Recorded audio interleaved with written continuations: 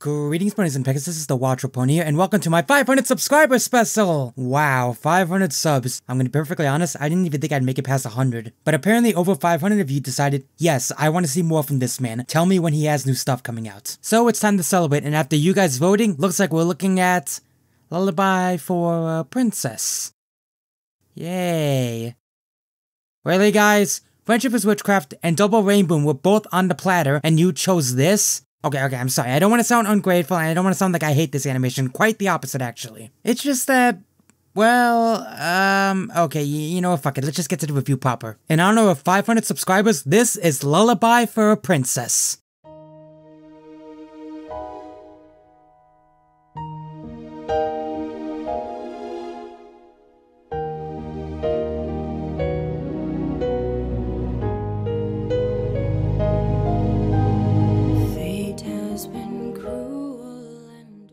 If there's any project in this fandom from any media whatsoever that's gotten as much praise as Lullaby for a Princess, I sure as hell have not found it yet. Then again, that shouldn't be surprising considering how hyped this animation was. Ever since the first teaser animatic for this, people have wanted it to be completed forever. It's not very often when things get expected in this fandom, and this is one of those cases. However, unlike Snowdrop and Double Rainbow, which were also really hyped projects but didn't really deliver on the execution, but here, not only did it meet people's expectations, it downright surpassed them, and that is a major accomplishment in its own right. Hell, the animation itself has almost 20 million views. Just goddamn. It's certainly earned right to have that many views with how good it is. There's a lot for me to talk about. And that brings me to why I'm so hesitant to talk about it in the first place. Because a lot of it is stuff you've either heard before or you're just gonna say, well, duh, to. Actually, you know what? I'm not gonna add anything to the conversation. I'm just gonna say it's great because I've already praised it to high heaven. So you know what? See you next time.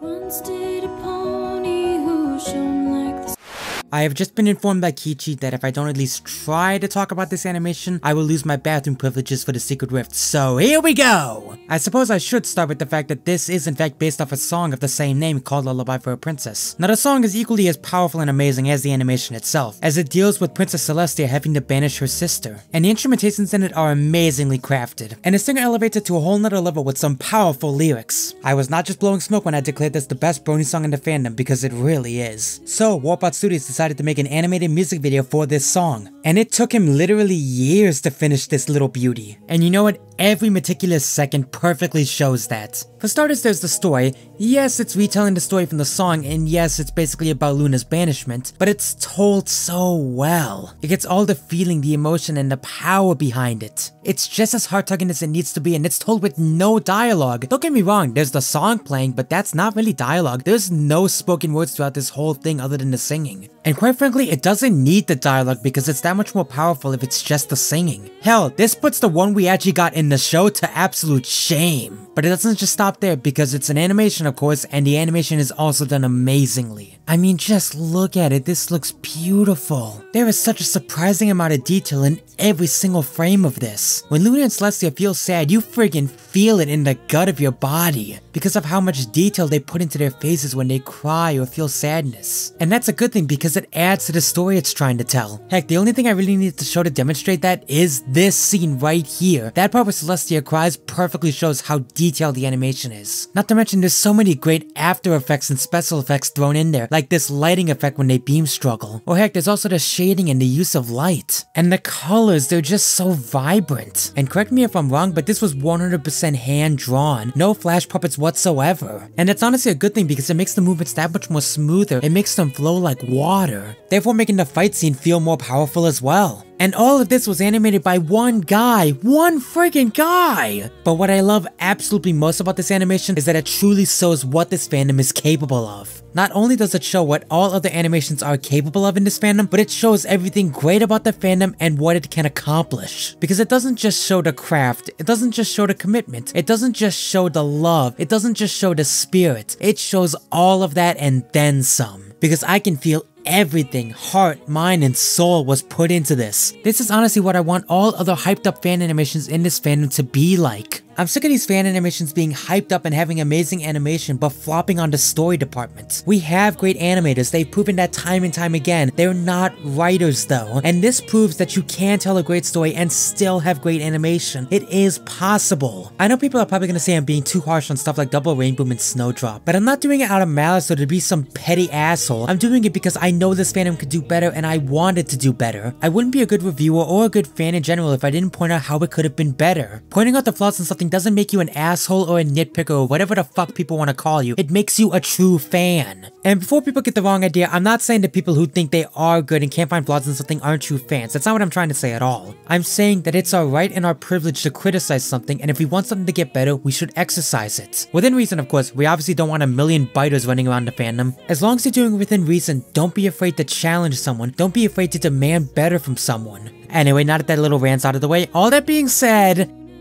the animation does have some flaws to it.